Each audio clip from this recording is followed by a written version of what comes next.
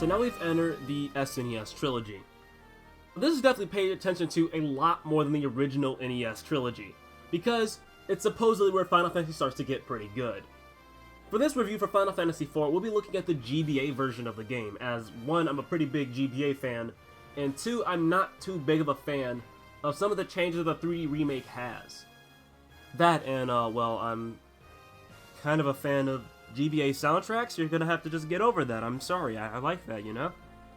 I've often seen Final Fantasy IV referred to as one of the hardest games in the series.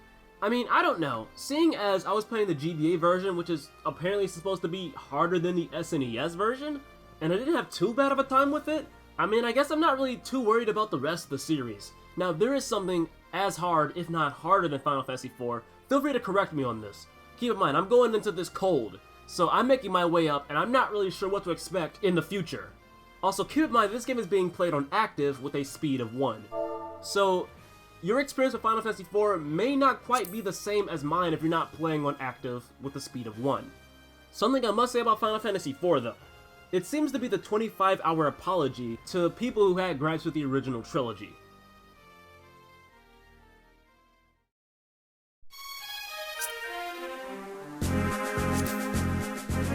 Final Fantasy IV drops you into the boots of Captain Cecil Harvey, the best Dark Knight in all of Baron, and the head of Baron's Special Air Force unit known as the Red Wings. Now, Baron hasn't been looking too good in recent years. It seems that with their newfound technology, they've been using it to take advantage of other countries. More recently, Mysidia and their crystal. Now, pretty much nobody in the world was on board with what Baron did. Even Baron's citizens themselves were criticizing the king's decision to take this crystal by force. This isn't something that Baron is apparently known for doing. After Cecil ponders about what he did back in Mysidia, he heads back to Baron, and he is picked up by Baigen and taken over to the throne room, where he gives the king the crystal. While Cecil was about to head out, his gut pretty much told him to go and question the king himself about his decision to take this crystal by force. Cecil didn't get too far with this, as the king was just like, okay, no, you're basically a traitor now, so here, have this new assignment. You've been demoted, by the way, so yeah, no Red Wings anymore, my guy. And just when it seemed like it was looking kind of bad, Cecil's best friend, Kane, walks in. He's like, hey, this guy isn't all that bad. You know, he's pretty alright. You know, I think he has the right to, you know, try to figure out what's going on here. Yeah, that didn't work either. The king was just like, no, yeah, okay, now you're on this assignment as well, since you think you're so smart. So, yeah, that really didn't work out for either of them. So Cecil's kind of sad, because he just killed some innocent people for a crystal, and he doesn't really know why he's murdering people.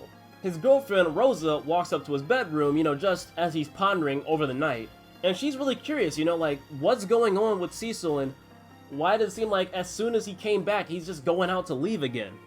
And to be honest, Cecil doesn't even really know himself. So the next morning, Cecil and Kane meet up, and they do one of the coolest struts out of the castle. And that is where our game starts. Now, I know it isn't really too fair to be comparing a SNES game to a bunch of NES games beforehand, but Final Fantasy IV's story really is leagues better than anything that the first 3 games could come up with.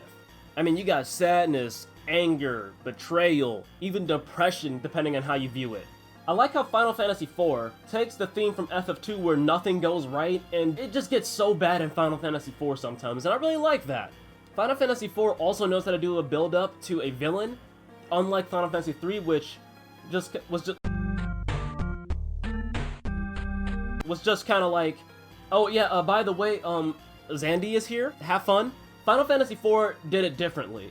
Instead, it mentions this new character called Golbez. You don't really know too much about him, but apparently he's the new head of the Red Wings. But if Cecil thought he was pretty bad, this Golbez guy is just looking pretty awful. I mean, he just bombs a kingdom just straight up later on. Golbez is insane, and he's one of my favorite villains so far, and he does so many things that's just borderline irreparable. It's really, really cool to see just how far this guy goes. This guy wants those crystals pretty bad.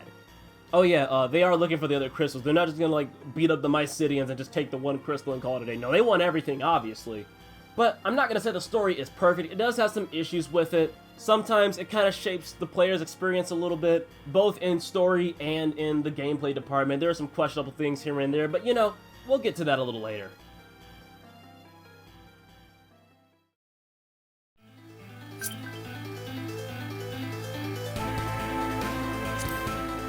So, good news.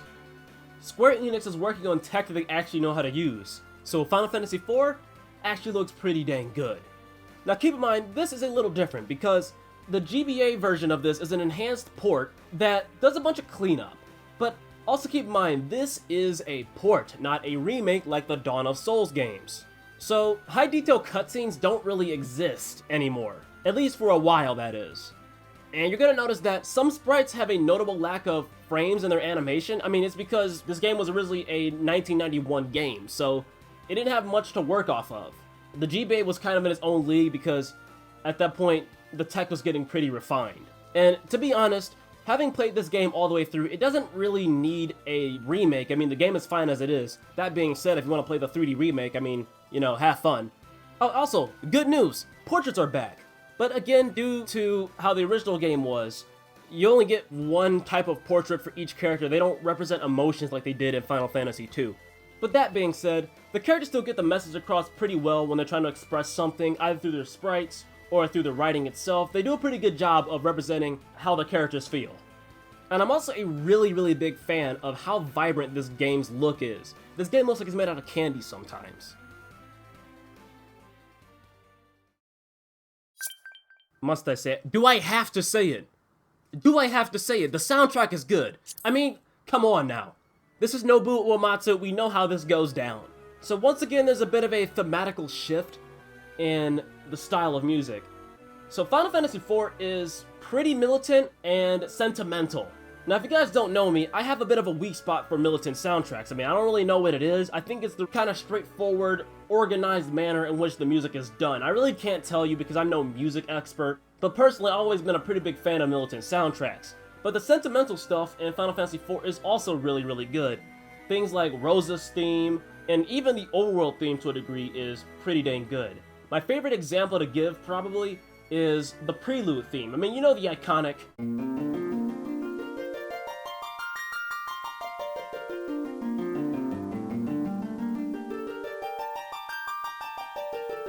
Well, in Final Fantasy IV, it was given a bit of an extension, and man do I love to listen to this thing.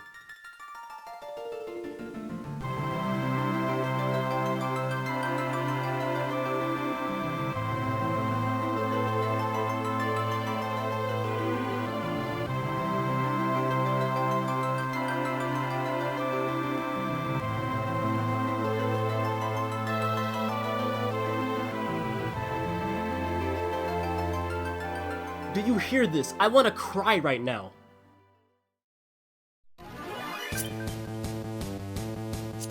So FF4 takes us back a little bit. You know how in Final Fantasy II, you didn't really have any classes to pick, the game just kind of passed out characters to you? Final Fantasy IV does something very similar to that. Except it isn't as unhealthily concerned about always cycling out your party, so that's definitely nice. But unlike Final Fantasy II, where you just had characters that were kinda better at doing one thing or another, Final Fantasy IV has very specific roles for each character you get. Each character is their own class, and nobody else can really tread on into the others. And while your party will cycle every once in a while, it still has a story to tell, so there will have to be some kind of adjustments to your party. You'll almost always have somebody that's good at fighting, someone who's good at white magic, and someone who's good at black magic, so don't really worry too much. The game has the bare essentials to make sure that throughout the experience, you'll have the necessities that you need, which is very nice compensation. Personally, I kinda like this forced cycle of having to try out other characters and their class, specialties, and all that jazz. Because you guys have seen me in Final Fantasy 1 and 3, I would just pick like the same 4 classes and just roll with it, and I really wouldn't want to try anything else. I'm a very conservative kind of guy where I have a very straightforward mindset. There's something I want, if it works out, I'll stick with it, and I'll likely never change from it.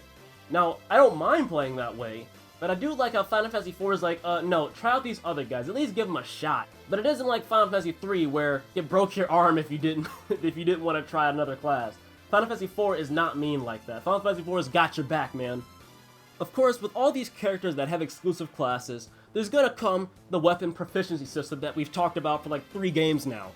But each character usually has a primary weapon and a secondary weapon. One weapon type they're really good at, and the second one, they're not as good at using, but it's still pretty viable. I would recommend trying out both of these. It usually works out pretty good for you. I found that kind of using the subclass kind of weapon usually wasn't that bad of an option. I've had some pretty good experiences with it. The only character I kind of struggled with a little bit was a character known as Radia, who just really isn't that good at using the bow the first time you meet her, but later down the road she does get a lot better at using it. Not as good as Rosa is with the bow, but still pretty good. So Final Fantasy IV nerfed magic viability, but I think that is okay. In FF3, at least I know in the DS remake, magic wasn't tied to a pool, it was tied to the amount of usages for each tier. Let me explain. So let's say you have Firaga or something like that. Tier, like what? Tier 4, Tier 5 magic. Instead of having a pool of, let's say, you know, at this point you have about, like, let's say, 300 magic points. It wouldn't be like that. Instead, you would have, like, 15 uses for that Tier 4, Tier 5 magic. And so every magic type within that tier could be used based on how many uses you had for that tier. So this was a little broken at times, because what ended up happening in the late game is that I could do things like spam Curaga, which is one of the most powerful healing spells in the game. I could just cast that over and over again until I ran out of my, say, 20 or so uses, and then I would just jump down to the next tier of magic, and then let's say I have like 30 uses for Cura. So I could just keep going down the list. That was kind of overpowered. Final Fantasy IV nerfs that and switches right back to a magic pool, which I think is a lot better. So that doesn't result in you just dropping all of these really good magic spells all the time, because the game gives you a dedicated amount of times that you can use it before you have to go back and recharge it. But even then, there wasn't any stress of doing something like, should I use Fyra for this, or should I use Firaga? You know, I could use Firaga, and I might be able to take out this enemy, but will I have enough magic points left? That stress wasn't there anymore, and I do like that 4 fixed that. 4 also kind of nerfs white magic a little bit. I noticed that it isn't healing my party nowhere near as good as it was in Final Fantasy III. Well, I won't say nowhere near as good, but it's a notable, like, 300 to 400 health point difference. It's not as easy to fall back on as well. Magic is harder to use in Final Fantasy IV, and I am totally okay with that.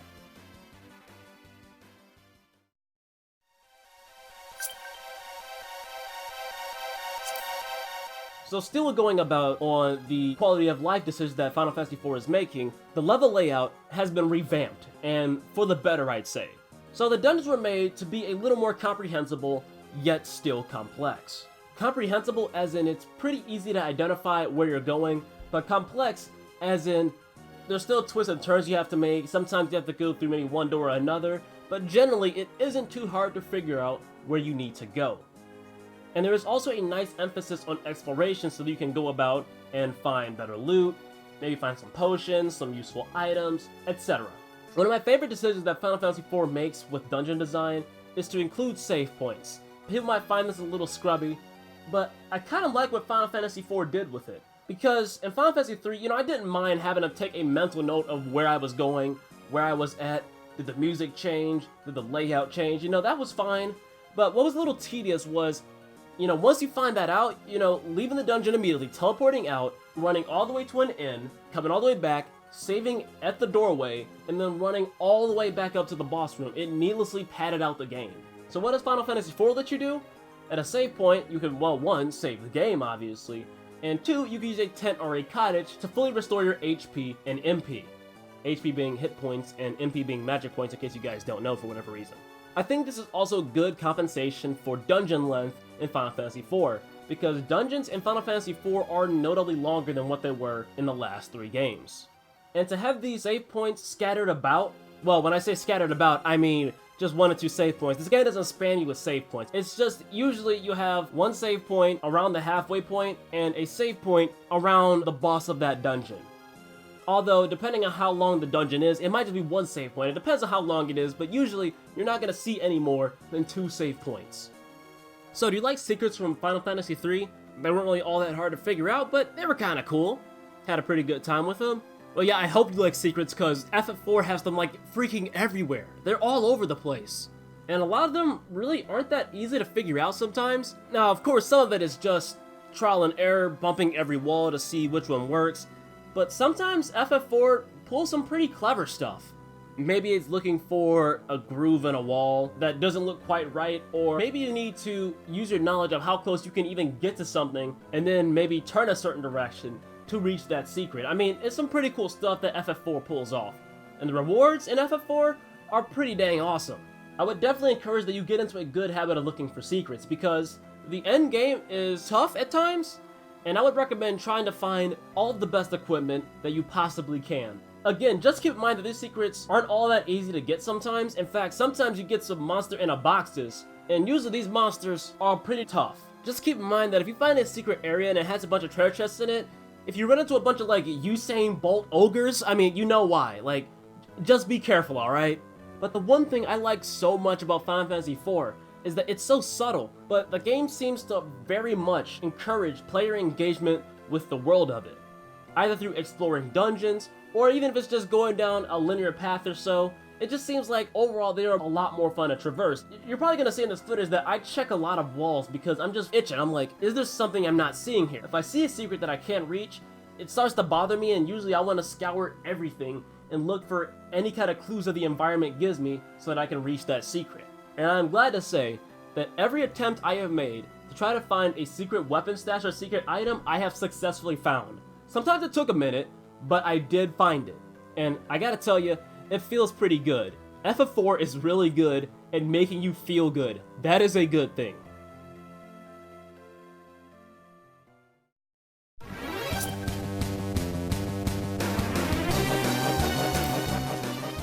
So now we're getting to the good stuff. The Active Time Battle, or ATB. Gotta be a little honest with you. I do enjoy the turn-based combat of the first 3 Final Fantasy games, well, 2 of the 3. But there's a bit of a disconnection when I play those games. One of my biggest issues with turn-based RPGs is that there isn't much pressure or tension put in fights because you can sit there and take as much time as you need to get what you need done. ATB fixes this for me. The name Active Time Battle does exactly what it sounds like. It makes the battles flow in real time. There are 2 modes to Active Time Battle, or ATB. You have Active Mode, where no matter what you are doing, the battle is always progressing. Everything happens no matter what. This means that you can get attacked while looking through a menu or trying to make a tactical decision during battle. Wait Mode pretty much does what it sounds like. Instead of being put on the spot all the time, you are given the liberty of being able to take your time and decide what you want to carry out. The neat thing about ATB is that it isn't based on going down the line of characters, saying what you want them all to do, and then waiting for the RNG to carry out your actions. Instead, ATB uses something called stamina, where it builds up, and once it fully completes its build-up, you are allowed to execute an action for that character.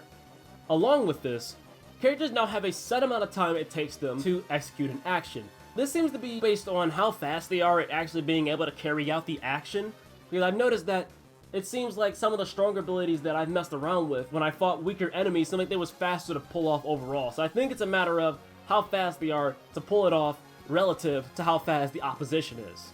Just be cautious when you mess around with ATB, because using something like a potion only takes just a moment to use. But if you're going to try to go for using more powerful attacks, usually it's going to take a minute.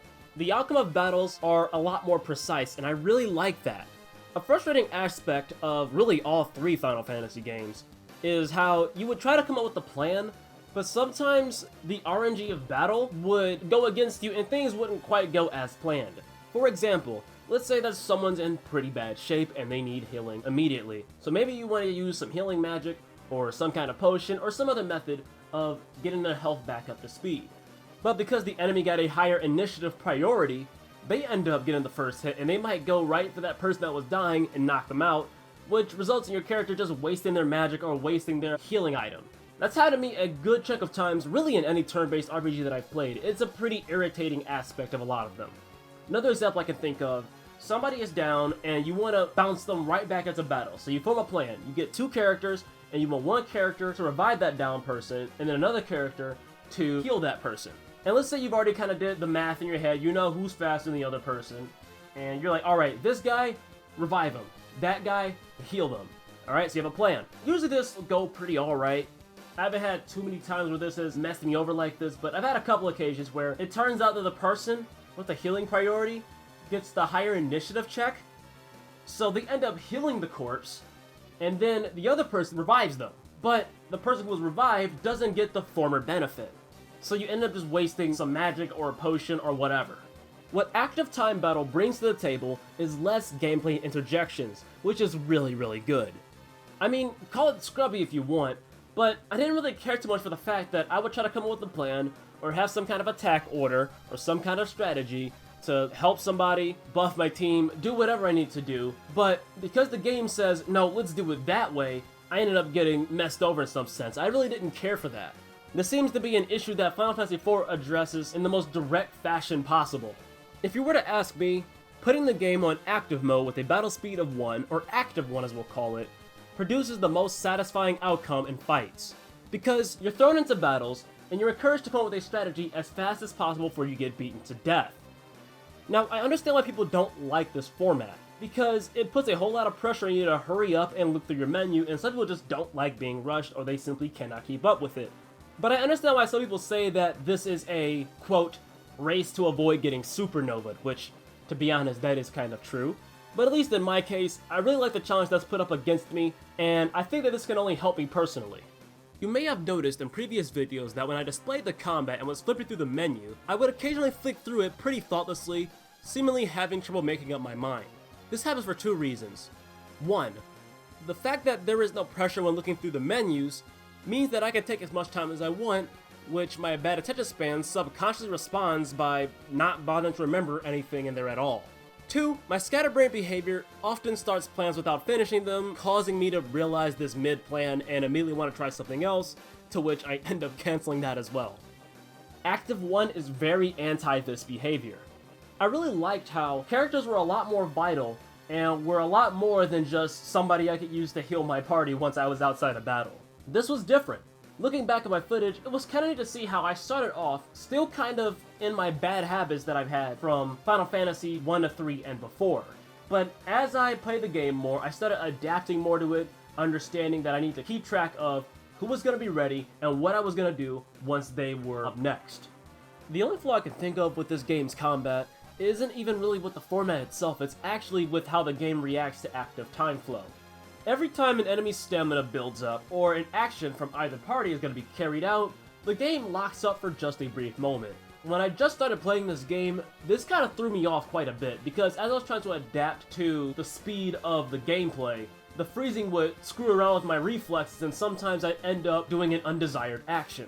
Eventually, I caught on to this and learned to just adapt around it and not be as quick to try to carry out actions and kind of anticipate the stutter, if you will. But granted, it is a problem because the game is chugging along sometimes.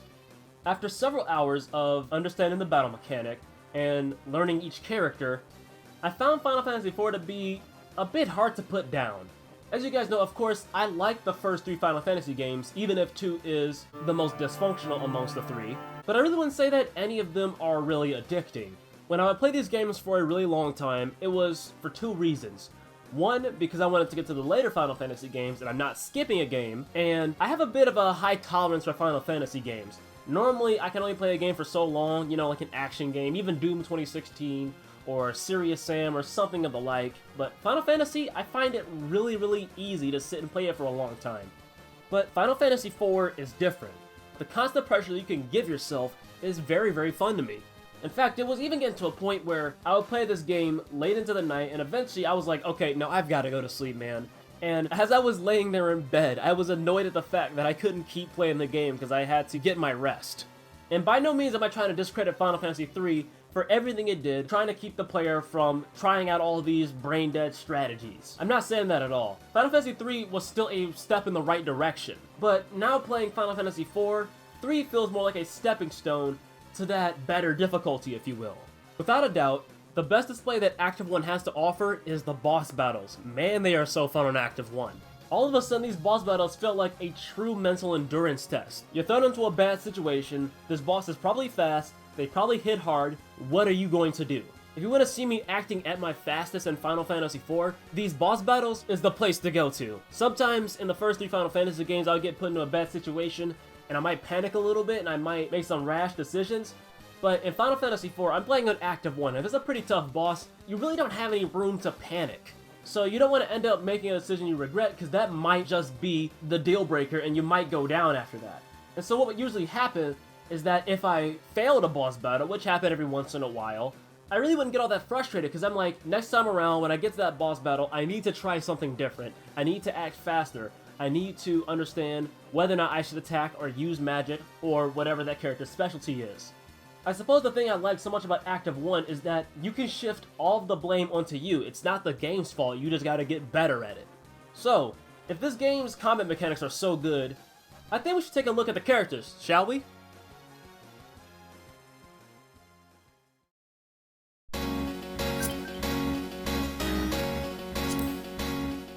It's important that we look at each character's kit in order to see how well they interact with either their party members, their enemies, or both. So at the start of your quest, you're dropped off with both Cecil and Kane. Cecil is a Dark Knight. He deals out pretty good damage, has pretty nice defense, and he's got the special ability Dark. Dark deals pretty heavy damage in exchange for health. Although it's really good, the only problem with it is that the higher you level up, the higher Dark's damage is going to be, which means that Dark takes up more health in the process. And yeah, that's really all Cecil has to offer at this moment, but he's a pretty fun, albeit basic character to use. Kane is the Dragoon of the party. He has stats pretty similar to the Dark Knight, but there is one major difference. Kane's ability to jump. This allows Kane to, shocker shocker, jump high into the air, and for a few seconds, he'll come back down, crashing onto the target of your choosing. During this entire process, Kane is untouchable, and while this may seem a little overpowered, you have to keep in mind, that means he can't receive any buffs because he's out of range. Seeing as his stamina is pretty fast, I wouldn't be too quick to just go right to the jump ability. Although it is pretty useful for taking out cannon fodder, you gotta keep in mind, sometimes it's better just go ahead and attack or do something else, as opposed to always spamming jump. It's not always the best idea. I've also noticed, or maybe this is just placebo or some kind of suspicion that I have, but it seems like enemies have higher aggro towards Kane. Which, seeing as he has a pretty powerful ability, I could kind of understand that.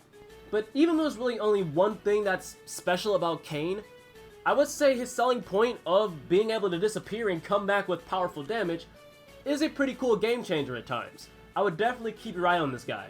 After an unfortunate incident at the Village of Mist where all but one of the summoners are killed, you are joined by Radia. Radia is, surprise surprise, a summoner who can call upon powerful beings with special attacks. She possesses very little potency with her primary skill for a while into the game, and during this time she plays more like a black and white mage. She's not all that great at either magic type, but she gets the job done. But it isn't until after she returns from the Land of Summons as an adult where Radia becomes one of the deadliest characters in the game.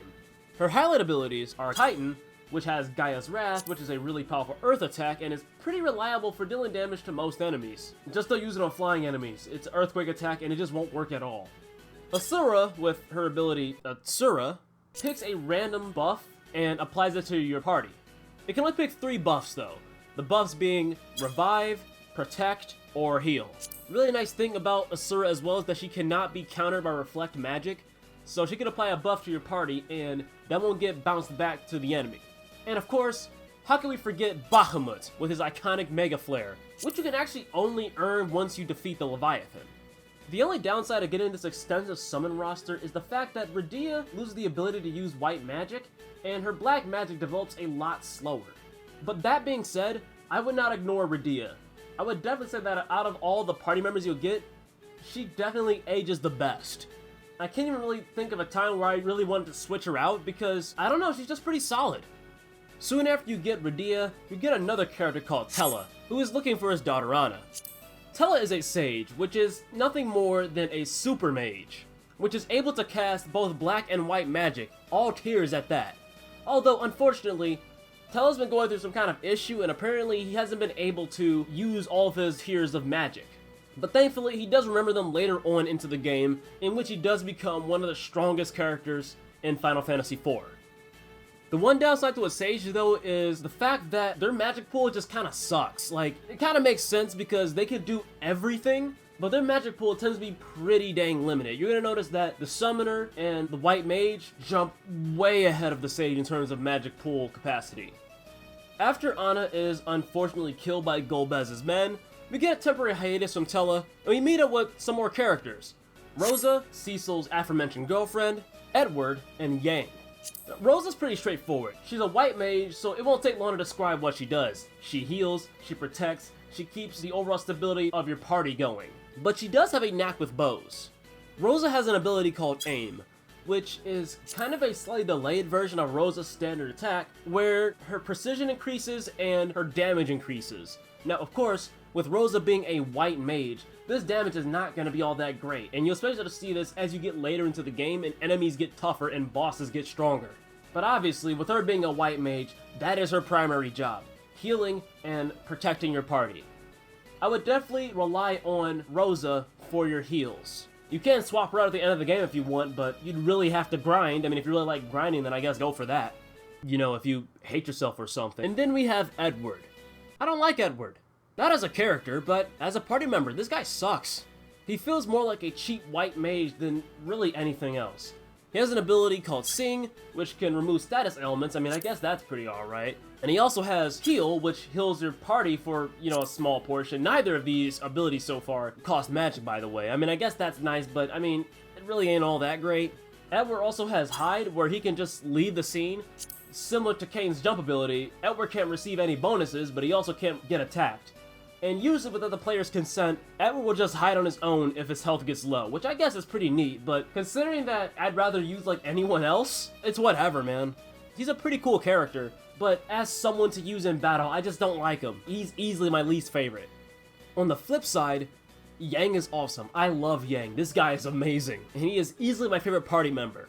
His ability Gird raises defense, because with Yang being a monk, his defense sucks. So thankfully he has an ability to compensate for that. The only thing is it takes a little bit to activate, but what I'm going to describe afterwards is going to show why his defense is as bad as it is.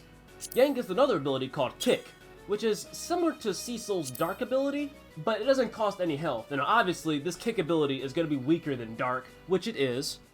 But I think it's best handled for squads of enemies. I would not use Kick for any boss battles unless a squad shows up with the boss. Other than that, I really wouldn't mess with Kick. But it's pretty good as it is. I think it's decent if you just want to try to get rid of everybody. Now, Power is awesome. Power takes forever to charge up. Around 15 to 20 seconds to get started, but it greatly increases the damage of Yang. And you'll know the attack is ready because a message will pop up at the top letting you know that Power has been fully charged. It seems that aggro towards Yang increases a little bit when he's powering up, which makes sense because they don't want to get supernovaed by Yang, but Power can only pick one target, but it's usually pretty significant damage. Now what really tops off Yang for me is, with him being a monk, obviously he's got a dual wield. I mean, come on, he's a monk now. I don't know what the devs were thinking, but I love them for it, because Yang gets some pretty awesome weapons. You can make some really weird but kind of cool combos with it.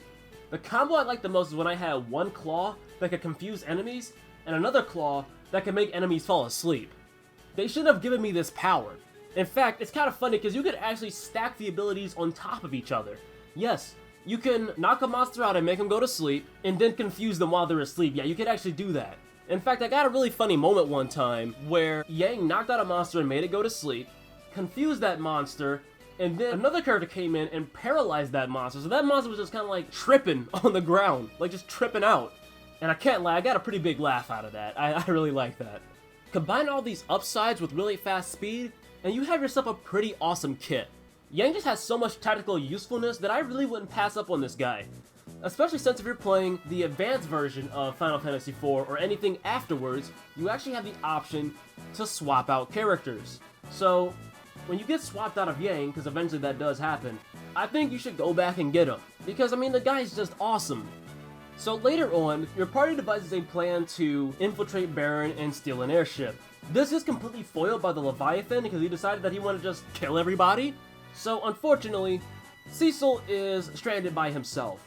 But it isn't for too long, obviously, because this is Final Fantasy IV, and Final Fantasy IV gives a crap. You end up meeting two mages known as Palam and Poram. I had to say it a little slow because, honestly, sometimes I want to say like Polam, Payram. Palam is a black mage, and Poram is a white mage.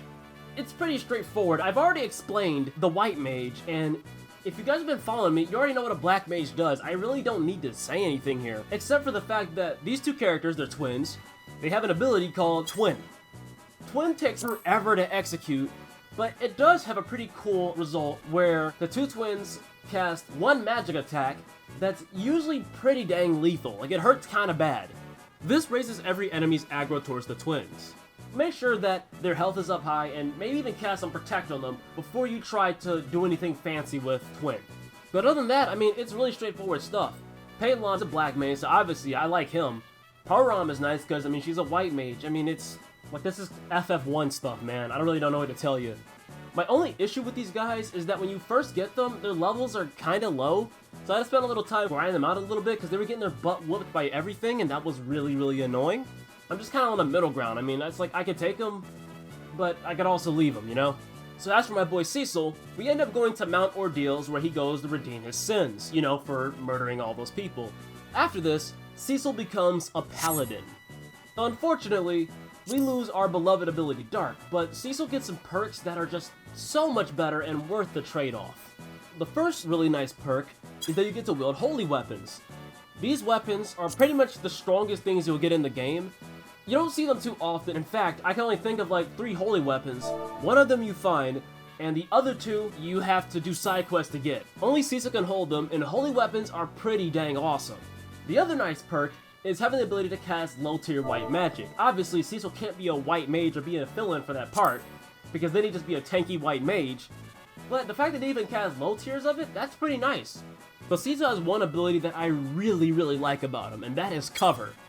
So cover is pretty straightforward. When a partner's health is low, instead of that partner getting finished off by an enemy, the person who has cover will jump in front of that partner and take the damage for them. Cecil does this so many times, and every time I had to like give him a round of applause, man, because this guy is so chivalrous, man. Especially since Radia and Rosa like to get bullied a lot by enemies because of the mages, and obviously the enemies are going to try to take out the mages so that they can finish the rest of the guys off. It's really, really nice when Cecil decides to jump in front of one of my mages and take the damage for them. Now, Cecil will usually only do this if his health is not low either, because Cecil doesn't want to jump out and kill himself. But sometimes, Cecil gets kind of desperate, and he'll jump in front of an enemy and just let himself get knocked out so that the mage can keep doing their job. You know, I just called Radia a mage earlier. That's kind of wrong, but I mean, she kind of is though. She can still do black magic, so I mean, I don't know, but yeah, she's a summoner. I just messed that up. I'm sorry. But I also really like that the cover ability is backed up by Cecil's tankiness. So usually that damage that Cecil blocked would have been more lethal if it hit its intended target, but Cecil, being the pretty strong guy that he is, can kind of soak some of that damage. He's a little bit of a damage sponge. I kind of like that. And when you compare this to Dark Knight Cecil, where all he had was just Dark, I would definitely take Paladin Cecil over Dark Knight Cecil. And to be honest, I still kind of miss Dark, because Dark was pretty awesome, but as it is, it doesn't really matter. So eventually you end up successfully infiltrating Baron, and you find out the king got his butt whooped like a long time ago. The king from before who had demoted you, that wasn't even the king actually, that was this fiend called Cagnazzo. So yeah, that kind of sucks. But hey, at least you get Sid. That's kind of cool. So Sid is basically a beefy version of FF3's Scholar, but without the doubled magic item attack power. He can study enemies. Didn't really use it all that much because it's not like Final Fantasy 3 where the boss has a weakness you absolutely have to exploit, so I didn't worry about it all that much.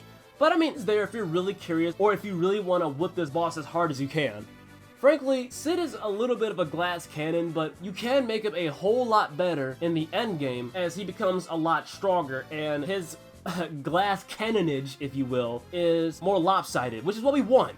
Sid doesn't even really have a kit, to be honest. He just kind of hits hard. That's really just kind of it. But he was useful enough to me to where I brought him to the end game, so he had to be worth something, man.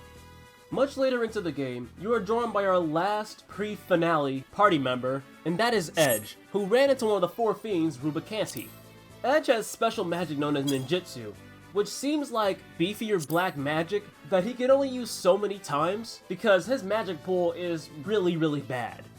But with that being said, ninjutsu is pretty awesome. One of my favorite abilities being his image ability, where he becomes a lot harder to hit. And it also looks kind of cool, I can't lie. Edge also has the ability Throw. Do I really gotta explain that to you? There are only a few items you could actually throw in FF4, but every time he throws something, it hurts bad. It's not an ability you want to ignore, but it's kind of similar to the Scholar from FF3 where the magnum opus of his strength shows up in very few numbers. I would definitely save those throwable items, you know, shurikens, ninja stars, whatever you want to call them, and any other throwable items that you find, definitely save those for boss battles, don't waste them. Edge also has the really nice benefit of being extremely fast because, I mean, he's a ninja and obviously Japan told us so. And he can dual wield because, again, Japan told us so. But it makes him really, really useful for tactical gameplay. I've had this guy on potion duty more times than you can count, man. I would definitely say that Edge has a really, really solid kit right here. The guy's super fast, he can dual wield, he has one of the strongest attacks in the game, very, very limited, but it's worth it every time you use it, and he's got some pretty dang good black magic.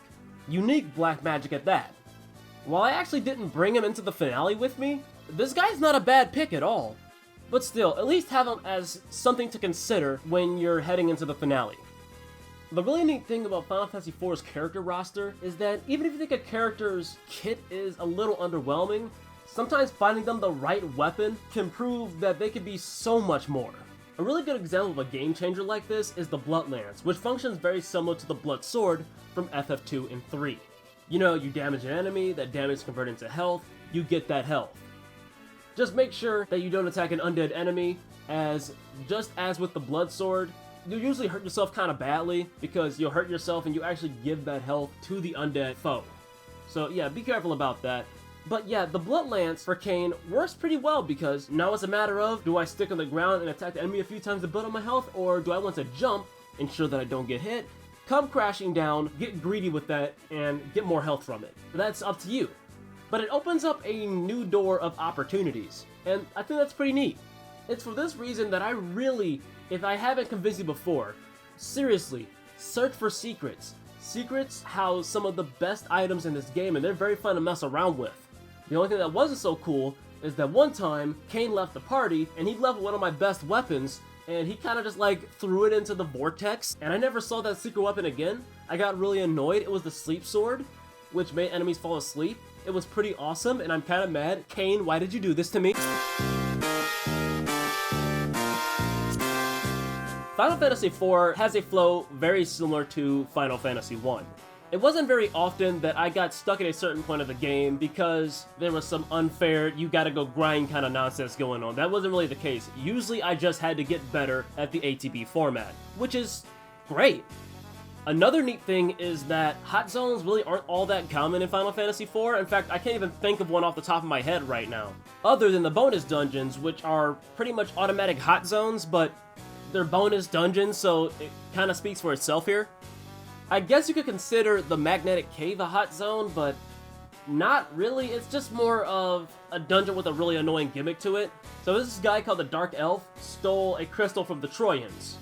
They don't really explain how, but seeing as Troya's army consists of only half-naked women, I mean, I think it kind of speaks for itself. But to keep anybody from getting that crystal back, the Dark Elf covers the entire cave he goes inside with magnetic rocks, I guess, or magnetic magic or something of the like. So you aren't allowed to carry any metallic items into the magnetic cave. If you try to brute force it, you're not going to get very far because you literally can't do anything in battle.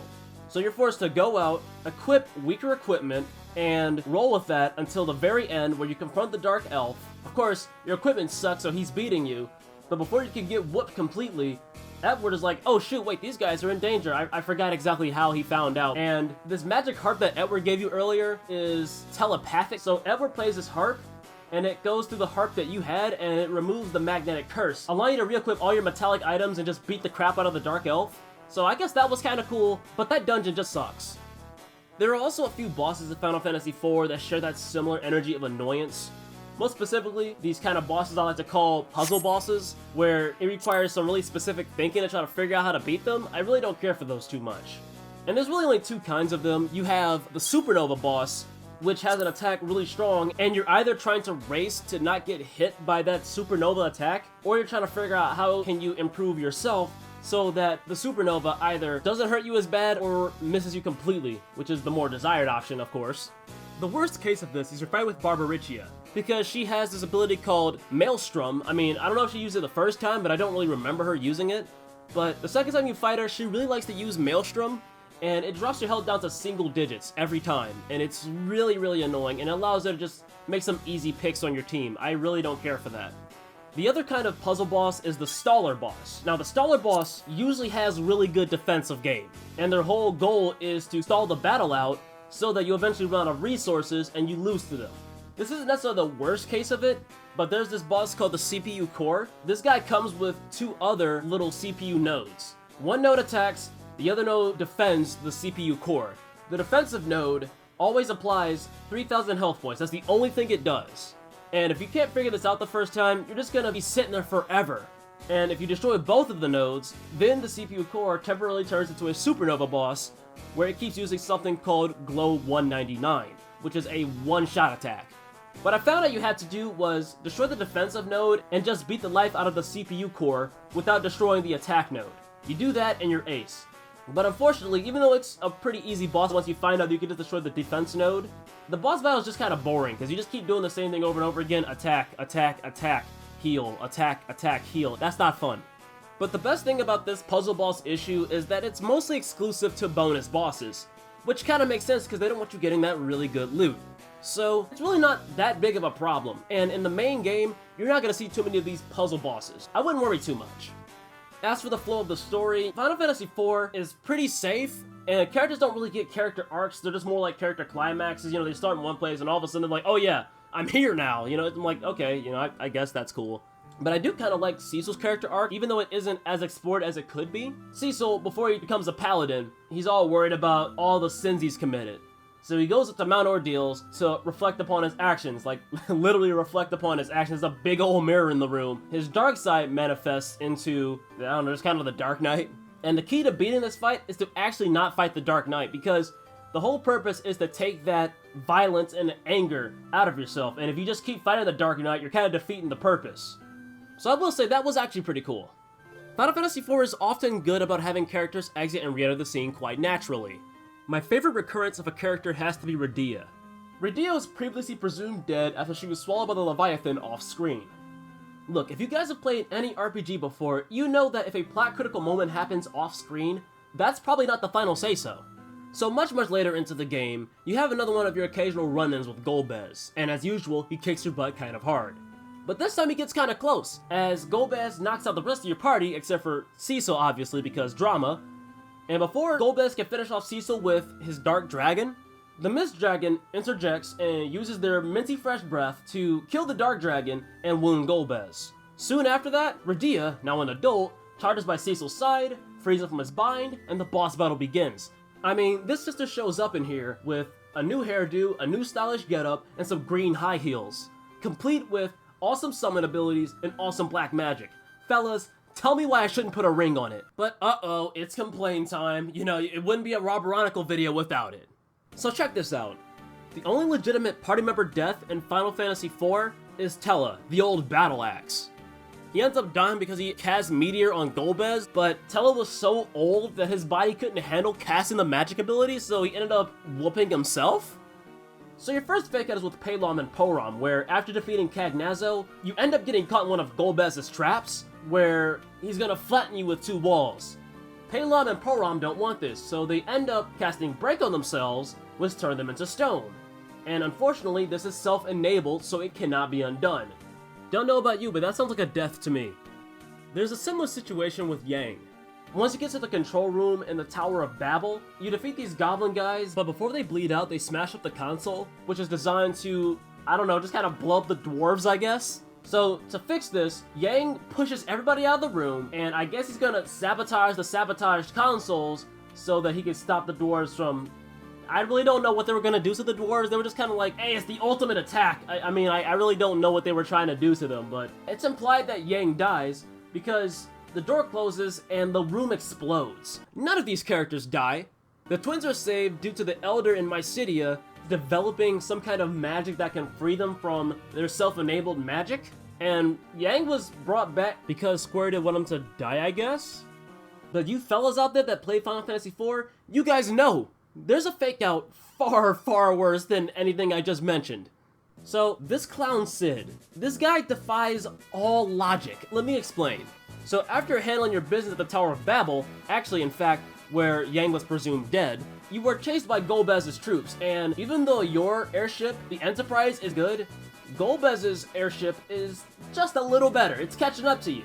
Since at this moment in the story we're in the underworld, Cid concludes that we have to go to the surface to escape Golbez's troops. And once we got to the bridging point between the two worlds, Sid would blow up that bridging point so that Golbez's troops would get cut off. So once we make it to said halfway point, Sid jumps off of the Enterprise, whips out a bomb, and detonates it. But not before getting one last laugh in, saying that he's going out with a bang. I can't lie, I did kind of laugh at that, even though I was kind of sad because he's about to die. And keep in mind, this is no average explosion. We're talking about a bomb with a blast radius so wide and so powerful that it can cave in a big fat gap in the earth that I'm sure stretches several miles wide. This abnormally powerful explosion, this one that would undoubtedly kill you, like in an instant, like you wouldn't even have time to think about dying. You're dead. Sid over here survives the explosion.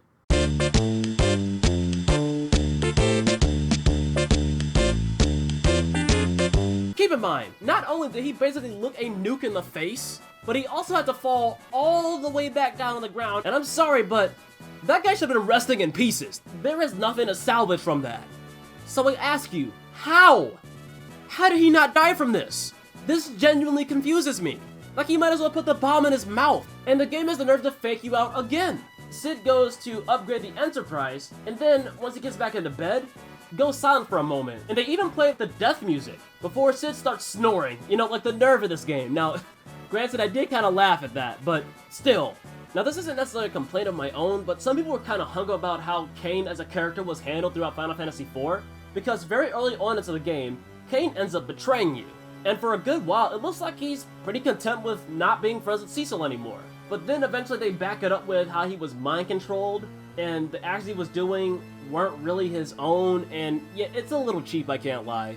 But I do like that they at least try to remedy the situation, because Kain mentions how he was still a little conscious while he was under the mind control, so it seems more like his overall morale and motivation was lowered, and he was easily persuaded, as opposed to typical, I control your brain because I say I control your brain, you know what I mean? But still, it's kinda cliche. Other than some of the abuse tropes, Final Fantasy IV's story doesn't really have anything wrong with it. I mean, it's not like Final Fantasy III where it had a pretty simple story, but the game did such a poor job of articulating it. And that's another thing, Final Fantasy IV is a very well articulated game.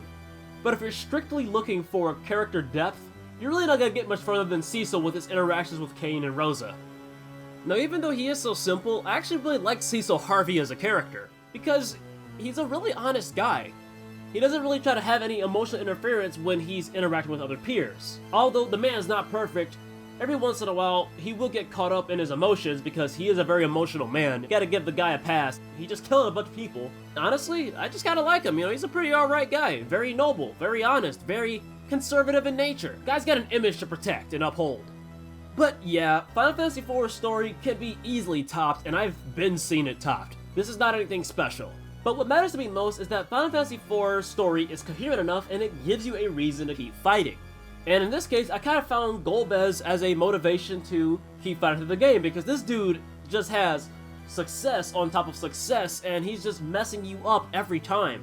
If your villain is really good at making me hate them, then that's a good villain.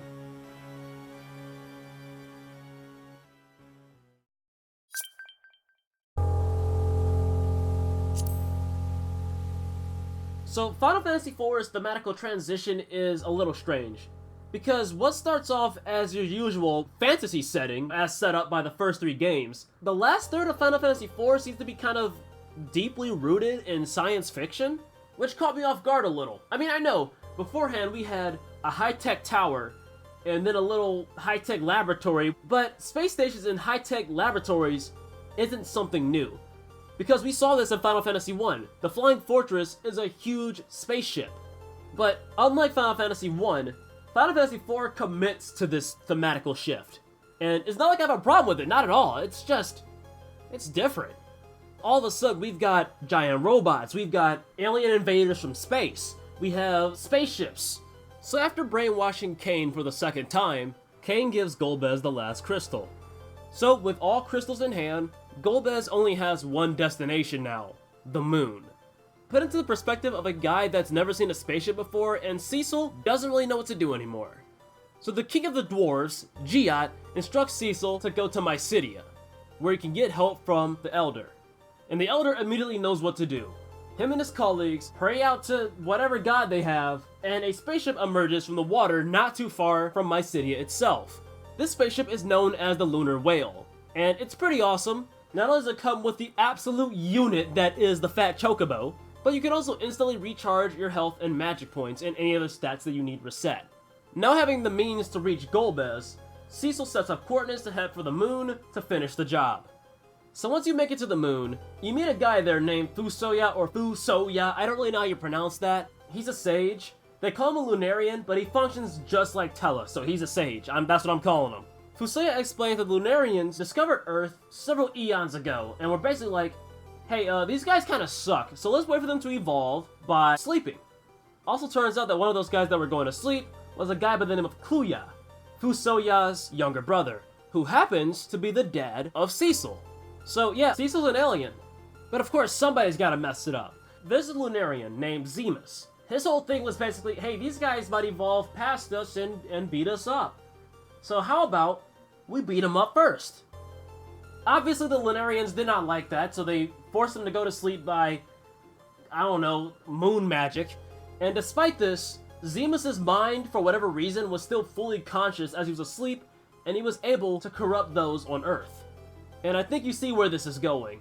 So, Golbez ends up getting corrupted and carrying out the plans that we see unfold throughout Final Fantasy IV. But one of Zemus's final measurements is to summon the Giant of Babel, a hulking android that is borderline unstoppable. Yeah, we really don't want this guy trashing the place. So now Cecil, partnered up with Fusoya, heads back to Earth to stop the Giant of Babel as it has just been awakened. So you end up going inside of the Giant of Babel, and there are, shocker shocker, a bunch of robots inside of the big robot. But this dungeon really isn't all that hard, because if you use the lightning attack, they end up short-circuiting, or at least that's what I guess happens, because the game doesn't put up a message at the top of the screen like it normally does when something bad happens to either you or the enemy. But yeah, they just kind of start beating up each other, so I spent like more than half of the dungeon just watching robots beat themselves to death, which was kind of funny to be honest. But yeah, it made the dungeon a lot easier. But I actually do kind of like the dungeon though. One, because I just like science fiction, so that's kind of cool. And also, the level design is kind of nice, a little convoluted, but still nice. And there's also a lot of really good loot inside of the Giant of Babel. In case you don't know what the chests are, they are those little blue squares. They don't really look like chests, but you can open them. Check those out. So there's two boss fights inside of the Giant of Babel. The Four Fiends boss fight, where you fight the Four Fiends again, that being Scarmaglione, Cagnazzo, Rubicanti, and Barbaricia. I already talked about this technically because I mentioned Barbaricia for the second time. Yeah, this is her second appearance, and... oh, excuse me. But yeah, this is nothing new. And then there's a second boss fight, where you have to fight the CPU core, which I already talked about, so there's nothing else to say here. So, color me shocked, you end up destroying the Giant of Babel. Obviously, Golbez doesn't like this, he shouts some angriness towards you, and then Fusoya walks up, he's like, hey, Golbez, remember who you are. And Golbez obviously just doesn't give a crap. Fusoya does some kind of magic that removes the curse off of Golbez that Zemus put on him. And so Golbez is like, hold on, wait a minute, this is not it. And so Fusoya's like, hey, Golbez, who is your father? And then Golbez is like, oh, hold on, no, it's Kluya.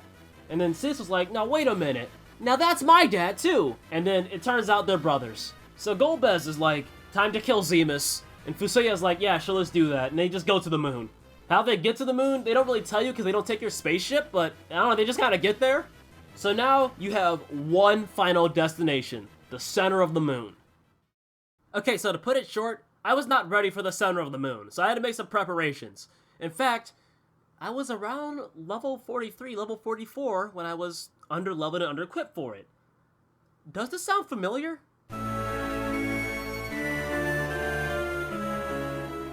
So what followed was this mass indulgence of bonus content and side quests. Like, I was like, okay, now we're just getting everything. I don't even care anymore, man. So I headed over to the Cave of Trials to obtain 5 legendary weapons, each exclusive to their own character. The bosses guarding these legendary weapons are pretty tough, but they're definitely beatable. It actually took me one attempt to beat every boss except for the boss for Yang's weapon because I wasn't really ready and I got a little cocky. But in the end, the legendaries that I got that mattered were the Head of the Gods for Yang and Thor's Hammer for Cid, yet Cid's back on the scene. Afterwards, I snagged some Adamite and created Excalibur, a powerful holy sword for Cecil, and yeah, it's pretty dang awesome. Oh, and of course, we got some more summons for my homegirl Radia. And check this out. Mega Flare is dope. Yeah, I know, surprising. But there was one final safety measure I made. I grinded. You see, the best thing about Active 1 is that battles go by a lot faster because stamina is always building up until an action is ready. This allows your party members to attack one after another, with little to no pause. What makes this even better is that the higher your level, the better your stamina gets, and the better your stamina is, the easier it becomes to grind, because you get faster. ATB rewards grinding with faster grinding. That is genius. It's pretty cool to see your stamina getting faster and faster compared to the enemy's stamina, so you get to the point where your team is just constantly beating on a couple of people and they can't even do anything to you because they're so fast. My process for grinding was to head over to Bahamut's cave and just run back and forth from the beginning to the end of the cave over and over again until I was satisfied. I also tuned on a YouTube playlist because, hey, why not? In just a few hours of grinding, I was ready for the center of the Red Moon. And what song more appropriate for the final stretch than the theme of Cecil Harvey?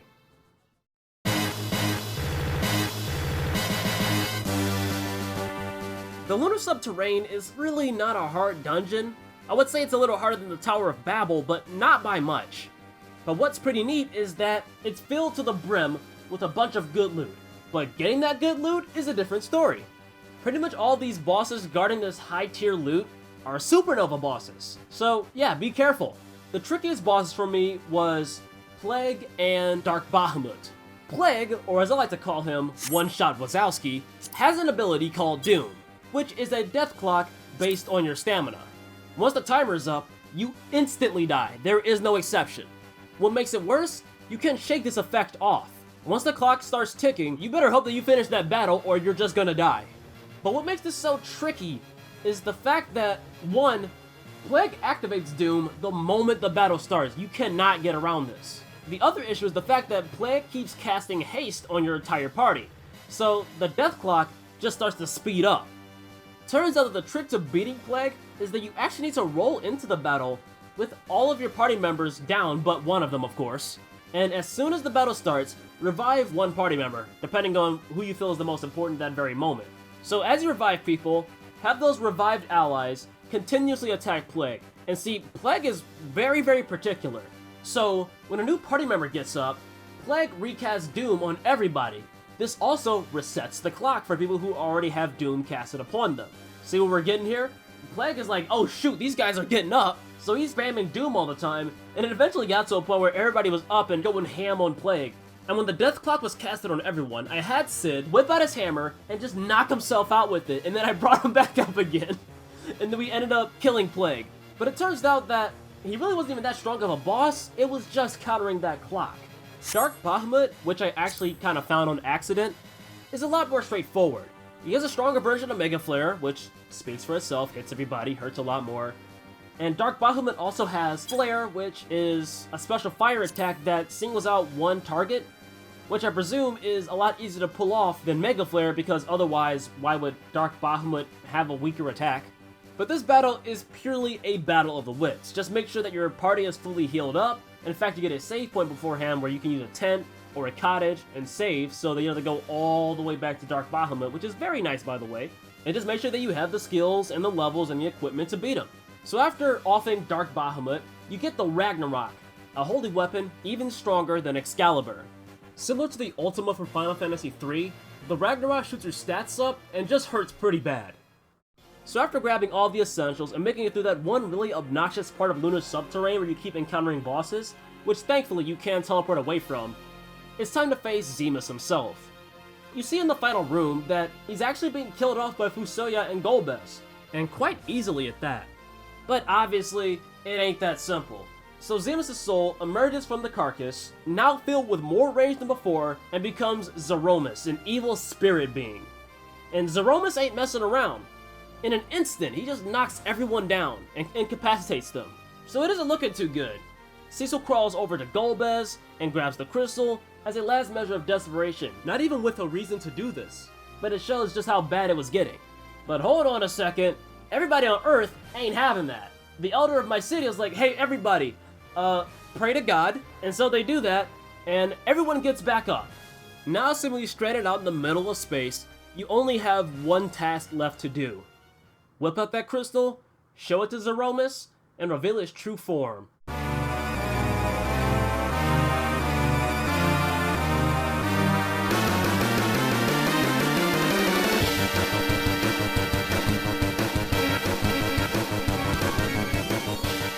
As far as fully prepped final battles go, Zeromus is easily the hardest one so far.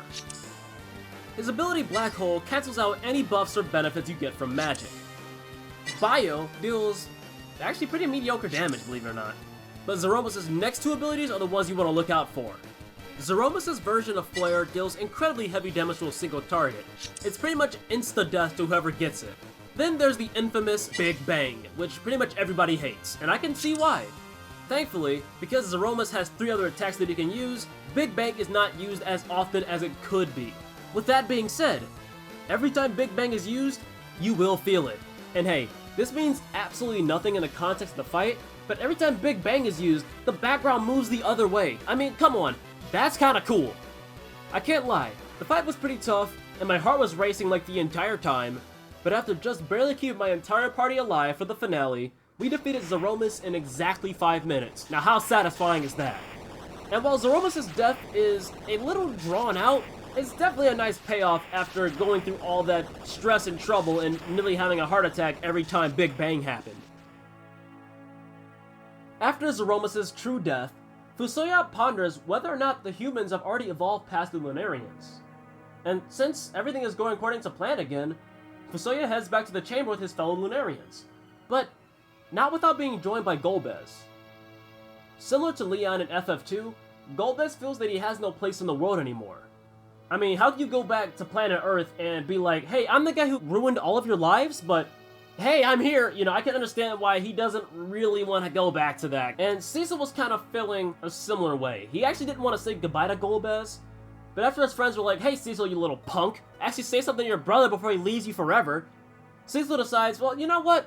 Sure, maybe I should do that. Goes up to Golbez and gives him his one and final farewell. Afterwards, everyone returns to their daily lives, but not without bounty. Palem and Porom return to their daily training to become stronger mages. Edge's previously overthrown kingdom has been reclaimed. Radia returns to the land of the summons, her new home. Yang becomes the new king of Fable, his homeland. Edward can finally have his kingdom rebuilt after being blown to smithereens by Golbez. The dwarves, being secluded to the underworld, have no fear of war anymore.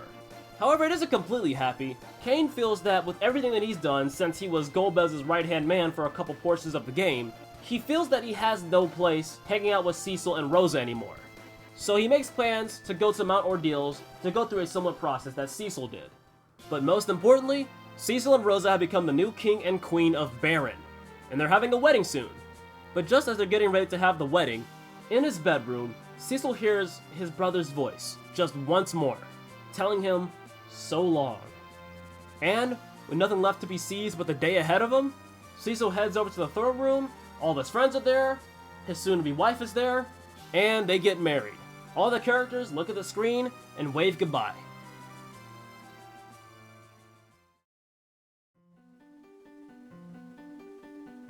However, a little earlier, 2 astrologists noticed that one of the Earth's moons, seemingly the red moon, completely deviates from orbit.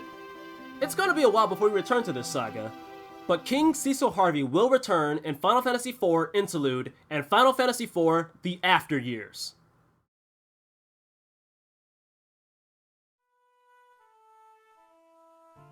I gotta be honest with you guys, it's been a rough 2 months.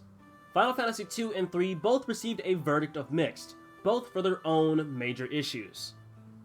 But it makes me more than glad to say that Final Fantasy IV has finally broken the cycle of putting ambition before quality of life.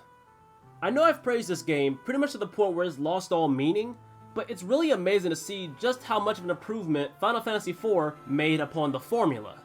I mean, when you get a situation where literally all but one class is something I really enjoy, and the combat is completely balanced, very comprehensible, and very fun to engage with, and I get to the point where I just want to keep playing the game, that's pretty good. As far as the story is concerned, it took where Final Fantasy II left off in terms of quality, and returned that in a much more engaging and mature storyline. Firion actually used to be my favorite character in Final Fantasy, but now everyone's favorite paladin has taken that spot. But don't worry, Firion, you're still cool in my book, man. Final Fantasy IV gets a solid excellent from me. I honestly can't believe that I didn't expect this game to be much of anything when I was gonna play it. I remember seeing someone say that Final Fantasy wasn't good until the 6th game. If in any shape or fashion that is true, then I must express that I'm looking forward to the mediocrity of Final Fantasy V.